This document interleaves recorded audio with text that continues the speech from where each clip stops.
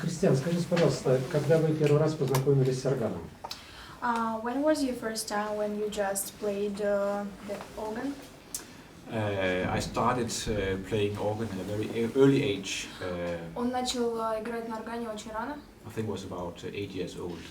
Ему было где-то 8 лет.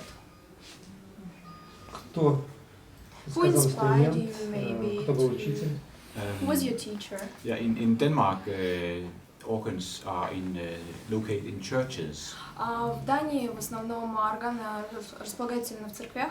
And my father was a vicar at one of these churches. И его отец был священнослужителем в одной из церквей. And he also played the organ, so he was my first teacher. И он тоже играл на органе, и он его был первым учителем. Какие наставления от отца вы получали при игре на органе? Они были более какие-то суровые, чем от обычного учителя? Maybe What your father supposed you, or how to play on organ? He supported me, and then he knew a little about playing the organ. And usually, what did he recommend you? Yeah. How to do it? Maybe it was much more difficult that your father was a teacher. Maybe it would be much more easier that it would be just a person that you don't know. It's Yeah. not your father. It was later on. It became difficult with having your own father as a teacher. Yeah. In the beginning, it was quite good.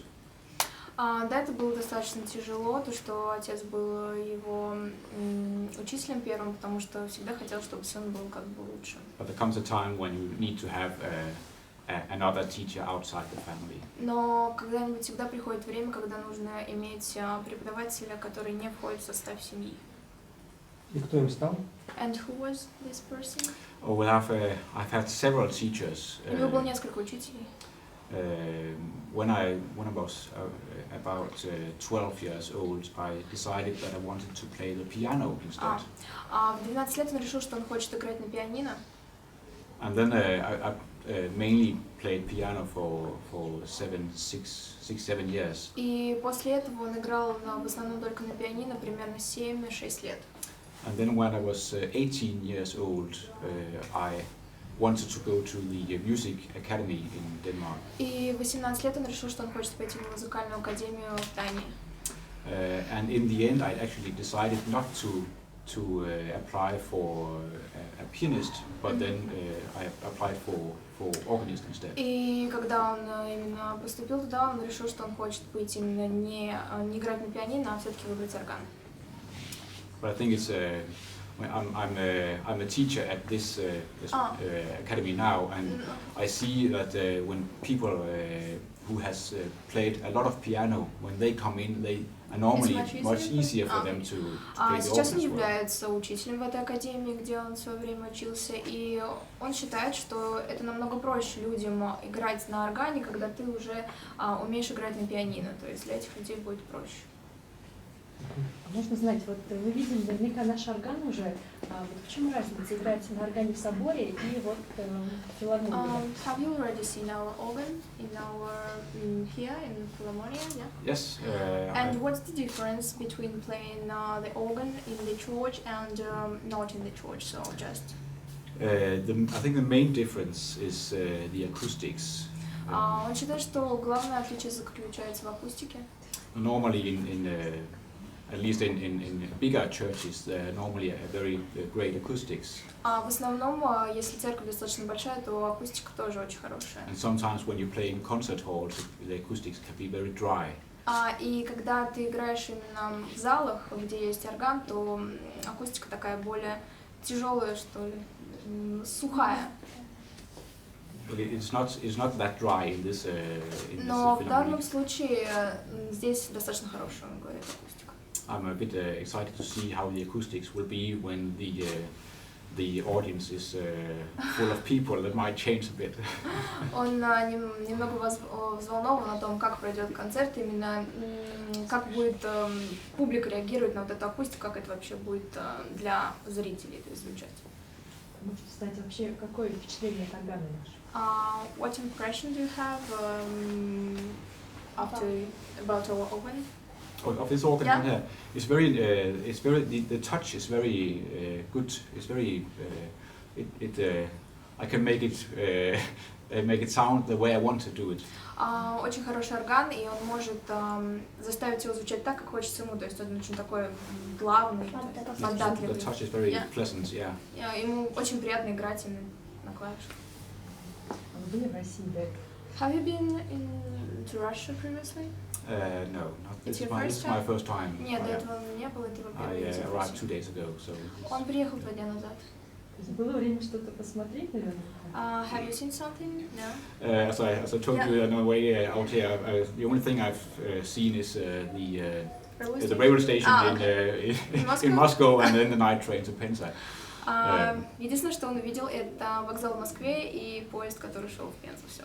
But yesterday, after I played at the organ, I spent a few hours walking around Penza, trying to see if I can find some gifts for yesterday. For my 4 children. Вчера у него получилось немножко прогуляться по нашему городу и купить кое-какие сувениры для детей.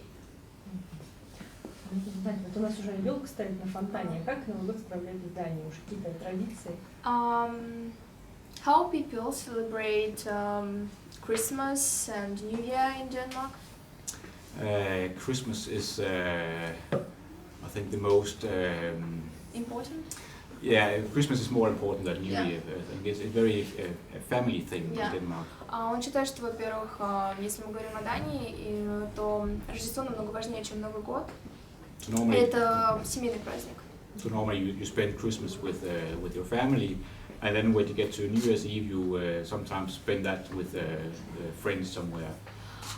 То есть в основном они справляют именно Рождество с родителями, там, с семьей, с детьми, а, например, Новый год они уже могут справить с друзьями.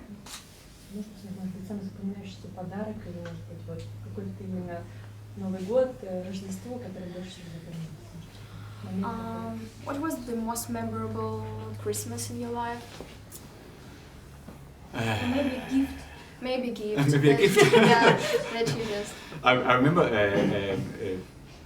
this is maybe not the most memorable, but when I was young, I studied in Paris, and I spent my first Christmas without the family in the Danish church in Paris, where I was organized. Когда он был моложе намного, он провел свое первое Рождество там без родителей. Это было, наверное, самое такое, может, не запоминающееся, но необычное для него. So there was a lot of people gathered together in the church, spending Christmas together. И там была именно он играл в какой-то церкви, которая относилась как-то к Дании, не знали, там были просто люди оттуда, и это было для него, то есть очень запоминаешь, потому что все люди пришли туда, чтобы соединиться и отпраздновать этот праздник вместе. It was people studying or working, Danish people Там working были in Paris, именно spent Christmas together. люди из Дании, которые не только даже пришли отпраздновать Рождество, но и они там еще учились и работали, то есть и они вот так провели Рождество. Кто у него любимый композитор? What is your favorite composer? Yeah. Oh, it must be the one I'm starting the concert with, Johann Sebastian Bach. Иоганн Себастьян Бах. Он с этого собирается начать концерт. He's a composer I always come back to and gather strength from his music. Он всегда берет оттуда иногда даже как бы вдохновение, то есть он всегда включает это в свои концерты. А что Кристиан знает о русской музыке? What do you know about Russian music? I have played a few pieces, but there's not much of that I know of Russian organ music. Он уже несколько раз играл какие-то небольшие произведения именно русских органистов, но он не так хорошо знает, как бы все это, что у нас тут есть. Most of the famous Russian composers did not, as I know of, compose for the organ. Он не знает таких очень великих русских композиторов, которые, именно органистов. Я-то спрашиваю как раз про русских композиторов, не органистов, а вообще. No, we are talking not about Russian organists, just in general about Russian composers. Yeah. Oh yeah, okay. I've listened a lot to Shostakovich and Prokofiev. And Stravinsky also, yeah. Стравинский, Шостакович, в основном, то есть он слушает. Прокофьев. Может, добавочный вопрос. Вот сам Кристиан планирует ли, у него есть в своей жизни плане музыки именно большая какая-то цель, вот, сочинить большое какое-то эпическое произведение, или он считает, что уже это все сделано, потому что я знаю, он уже есть сочинения в его репертуаре, или все-таки, как вот у Пушкина Евгения Онегина, так у него свое что-то должно быть? Do you have any plans for future? Maybe you'd like to create some places, some Your own play. yeah. Самое главное Yeah. свое произведение. What is have you already created your the biggest как это называется? Play in your life, or it not happened yet? Hopefully not. Okay. But I don't know. We'll see what the future brings. Нет, у него еще пока нет такого произведения, но он не знает, что ему будущее принесет. It's always good to have future projects with Но это всегда хорошо иметь планы на будущее. always to be wanting to reach something. yeah, to reach something to exactly. Что Кристиан вдохновляет на музыку? What inspires you to create music? To play music or to compose music. Compose music. Yeah. I think it's for most composers it's kind of an urge to do it. It's the urge of wanting to create something yourself. Ну, во-первых, это, конечно, желание именно создать что-либо, то есть, чтобы было само желание создавать. It's the same when you're a child, you play with clay and you want to, to make castles and cars and things. It's the same spirit, I think. Ну, то есть, сама вот игра его тоже вдохновляет как-то на создание каких-то произведений, то есть, сама вот игра на органе. Можно еще знать про семью. Кристиан, есть дети, да? 4. Вот. Can we ask you just a personal question? Yeah. Do you have family? Yeah. Yes, I have. Да, у него есть. I have a wife at home and I У него have есть жена 4 дома, kids. и у него 4 детей. Они музыкой занимаются? Maybe they also play piano or something. I think I have 3 boys and a girl, and the 3 boys are mostly interested in computers. Он считает, что в основном 3 из 4 детей интересуются больше игре на компьютере, чем на... Пензенская публика только привыкает еще к органу, только знакомится с этим искусством. Вот за что лично вы любите именно орган? Почему вы отдали свою жизнь именно вот этому искусству? Why you decided to play the organ? I think when I decided in the end to be an organist, it was because it was these fantastic pieces of music written for that instrument. Потому что он считает, что действительно есть много произведений, великих произведений, которые именно написаны для органа. But I think in the beginning was to being able to sit there and control this massive amount of sound. Но вначале, конечно, еще стоит желание того, что ты можешь просто сидеть перед органом и управлять этим огромным инструментом, и чтобы он издавал звуки. It's like sitting one person, conducting with a whole orchestra. Это такое ощущение, как будто ты дирижируешь всем оркестром, когда ты сидишь